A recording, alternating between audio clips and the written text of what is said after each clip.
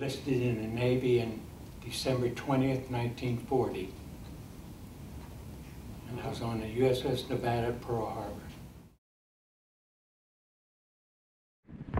December 7th, 1941, a date which will live in infamy. Well, I was in the 5th Division, which had the port 5-inch secondary battery guns. We had 4 guns that 5th Division manned and maintained, and that was my main duties. That was my battle station, but my air defense station was up in the foretops on a director that controlled the gunfire of the secondary battery port side guns. And when the attack began, were you able to fire? No. The 5-inch gun is not a anti-aircraft gun. It's only for it's a surface weapon gun. But we did man our guns, and we got ammunition ready to fire if we had to fire.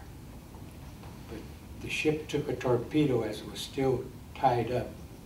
The torpedo that hit the Nevada tore a 40-foot gap on the port side of the Nevada. And that gap was there when we were getting underway. As we were getting underway trying to get out of the harbor, they concentrated on us. The ship got hit with 4 500-pound bombs and 2 very near misses that spread shrapnel all over the ship. Nevada had 76 killed and 102 wounded.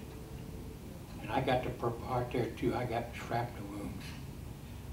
When I was going from my 5-inch gun station to the foretops, I was hit with shrapnel, knocked to the deck. But I recovered and I made it up to my air defense station. The idea of those 5-inch 51 bag guns, we call them, because you put the shell in first and a powder bag in behind. The idea in anti-aircraft fire was if torpedo planes was coming in, to fire in the water in front of the torpedo planes, which would never worked at all. But in theory, that's what we were supposed to do. So Now the Nevada was beached, right? it ran aground because it was starting to sink. They did intentionally ran it aground at the Naval Hospital there in Pearl Harbor.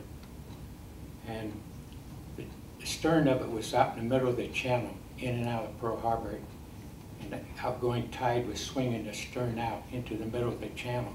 So you couldn't leave it there. So a Navy tug come along, and with the ship's power, it backed up in reverse and backed up across the channel and was beached stern first on a point of land which was nameless at that time, and today it's called Nevada Point.